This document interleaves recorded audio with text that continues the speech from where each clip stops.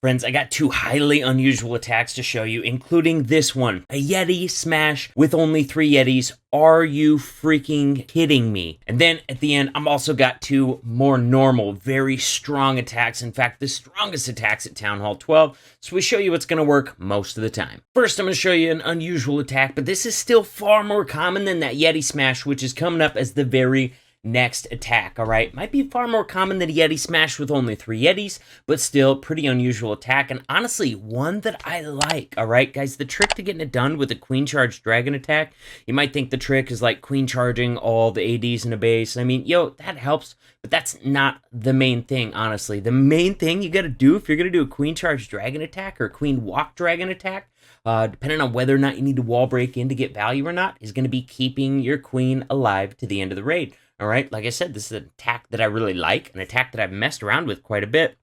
And you'll see from this charge he's going to do right here, he's only going to charge 2 of those air defenses. And mind you, air defenses are big time value for a queen charge dragon attack. Don't get me wrong, when you see exposed air defenses, that's normally what's going to cue you into even thinking about this attack.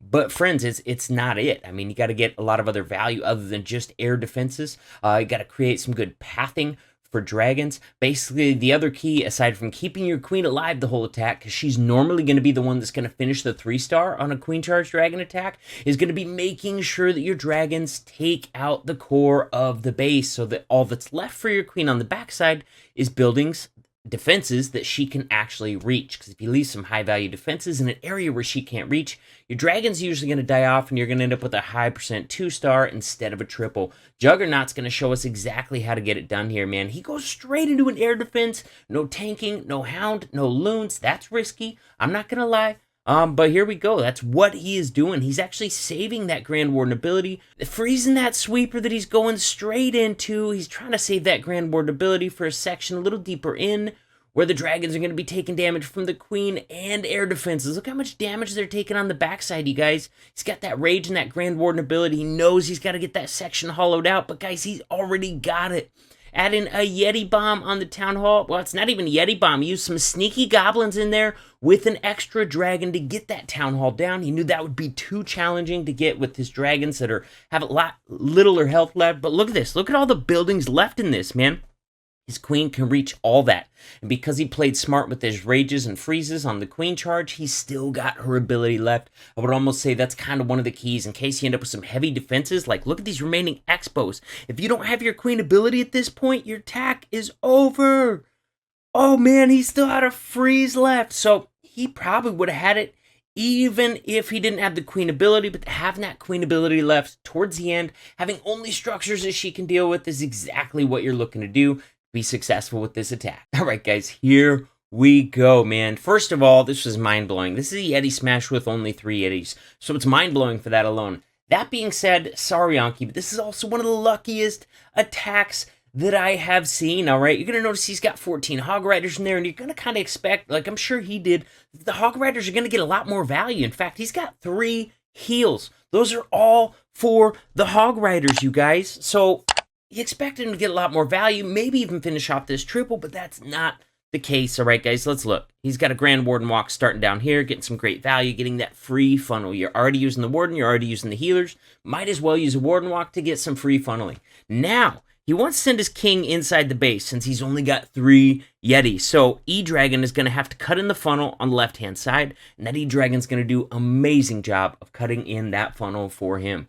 Here we go. King is going to be moving his way into the right because E-Dragon's about to take out those buildings on the left, and that is a beautiful funnel. Now, aside from the funneling on the outside down here and up here, he's also got a secondary funnel inside the base. Look at this. He used the Yeti bomb right here to take out this section, and that's going to make sure that his Yetis and heroes push this way towards the Town Hall, towards the core, instead of spreading out in the base. Because if you start spreading out once you're in the base, once your troops thin out, they're going to die, especially on this one. He's only got 3 Yetis, man. Are you kidding me? He's got an ice golem that goes in there, tanks a little bit of stuff, freezes, tanks some expos, tanks a little bit of that damage. Whether or not he would have benefited more from an extra Yeti or not, hard to say. But if it's me, usually I'm bringing extra Yetis instead of ice golems. But hey, who am I to say? He definitely did triple this. And guys, it's pretty crazy. Look at this. We got Hog Riders coming in up top. He uses a couple giants to tank because he knows, I'm guessing he knew there was Tesla farm up there. Otherwise, why would you bring the giants? But guys, these hogs are going to be hitting so many traps up here. Try to watch that hero push for the core, heading towards the town hall, and watch those hog riders up top as well. He's got them well healed, well placed heals, but several of them already hit spring traps, and you can't heal through a spring trap. This heal was just a little bit too aggressive. Some of those hog riders were standing out of it, maybe lost another hog or two. At this point, guys, he's only down to 2 or 3 hog riders. Oh my gosh, he's got another heal with only 2 hogs to use it on. And look at this, hogs are gonna go down. Are they gonna get the multi-target Inferno? Oh my god, they do.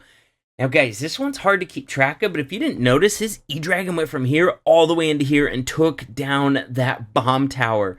Crazy stuff, guys. At this point, all of his healers are dead. All right, all his healers are dead. He's used both of his hero abilities. Queen is very, very low health. King is already dead, and he's still got several defenses. My god, I did not realize he had a hog survive that long, but it came in, got a couple shots off on the air defense. Look at this, another super lucky part of this attack. Queen is going down to this cannon and this archer tower, except the barbarians get out in front of her. The wizards are in front of her, tanking those last couple defenses so she can get it cleaned up. Oh my god. All right, guys, mind completely blown. Absolute insanity. As much as I love seeing that insane attack, I want to bring us back down to earth with attacks that are going to work for you most of the time, all right? Yeti smashes with 3 Yetis, probably not going to work most of the time because it barely worked that time if we're being honest, all right? But, guys, I wanted to round it out, bring us back to earth with an attack strategy that is tried and true and works on pretty much every base at Town Hall 12. There's really no base that you can't figure out how to 3-star with a hybrid attack strategy some way or another. Kirk's is going to be showing us how to get it done with the Siege Barracks, which I gotta say is my personal favorite, man. You're either using a Siege Barracks or you're using a Yeti Bomb. There's applications for both. Don't get me wrong, man. I'll use a Yeti Bomb if I need to, but using that Siege Barracks is definitely my favorite. One of the reasons it's my favorite is it gives you those level 9 hog riders at a time later in the attack where they're coming out full health and can do good things, but also you get that free P.E.K.K.A. and wizards that do a great job of funneling on attacks like this where he used his king to set the funnel for his queen. So if you're not using a Siege Barracks, then all of a sudden you have to bring another P.E.K.K.A. And P.E.K.K.A. alone without wizards doesn't cut it in too much of a funnel if there's heavy damage, which there is over here. We got a double cannon, we got an archer tower, we got an Expo. So having that really helps. Plus, man, having those hog riders come out. Look at this, look at this. We got a nice push into the base already, but now he's got maxed out level 10 hog riders coming in to reinforce, and that makes for such a stronger push than if you don't have those 9 level 10 hog riders in there, man. Queen got great value. She got the town hall, which gives him the flexibility to use that Grand Warden ability wherever he wants to. Of course, you just got to make sure that you get all your troops, or almost all of them, inside that Grand Warden ability, because he likes to lag behind the troops a little bit. As soon as he gets up, you got to keep an eye on that range of his to an area where most of, not all your troops are in it, plus they're coming into a ton of damage. That's when you know it's a good time to pop that Grand Warden ability. Guys, look at this. Queen is going to survive. She's going to one-on-one take down that enemy BK. That's only possible because he was already distracted for quite a while on following miners, following hogs, while Queen was able to get in some cheap shots on him.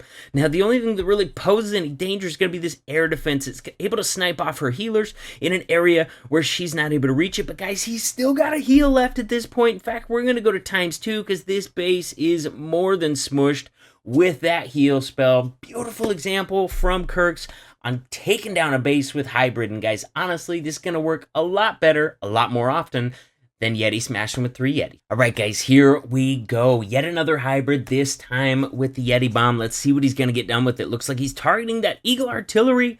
Oh, he popped it just a tiny bit too soon, but they're able to get right through that wall. My God, I wonder if he had a wall breaker, a super wall breaker in there even. Gets that Eagle Artillery taken out, also gets the CC pull, so Eagle is down. Big time value on a Town Hall 12. The biggest value, though, is going to be that Town Hall, and that's why he's going to be queen charging that thing. Look at this. Look how he's delaying his poison spell until the Hound is most of the way dead. That's going to ensure that poison is alive. Taking down as many of those lava pups as possible, really speeding up that queen charge quite a bit. And guys, if you're going to be using a Yeti Bomb, watch out for the clock, all right? We got a tendency of waiting for the Yeti bomb to get all its value before dropping the queen. And what you might not have noticed is that already takes up like 20 seconds of your attack. So keep the clock in mind if you're going to be using the Yeti bomb. If possible, start the queen as soon as possible, but delay the healers if you can, because you're otherwise, if queen's not taking damage and the Yetis are inside the base, those healers are going to swap off onto your Yetis. Just keep that clock in mind, and it's a very powerful attack strategy that really lets you shape the base however you want. This time he doesn't have the P.E.K.K.A. and wizards inside the siege barracks to funnel, so he had to save his king for this side. He gets a nice funnel, though. It's a little wide section of the base, but he's able to cover the center of it pretty well with heals. Looks like the troops are going to be staying together. Look for him to use that rage in conjunction with the Grand Warden ability. That's a trick I really like to use. You pop that Grand Warden ability while you have all your troops in it, and then you rage them up so they get as many defenses as possible taken out while they're invincible from that Grand Warden ability. So if I have leftover rages, I'm pairing it with that Grand Warden ability as much as possible. Now the troops did spread out, so he did have to use 2 separate heals, but guys, he's got more than enough miners left at this point, plus his queen still is going strong, man. He just pops her ability because he knows his base is wrecked, wants to catch up a little bit of that time that he lost to that Yeti bomb, and to waiting to get that hound killed by popping that queen ability. Now look at this, he's got a healer swap to the miners, then of course to the warden who's not taking any damage at all. Hey, healer AI, what are you gonna do? Friends, if you haven't subscribed to my channel yet, press that button in the middle of your screen right now and subscribe. If you're already a subscriber, check out the other video or playlist on the screen right now, and we'll keep hanging out. Friends, I'll see you in the next video.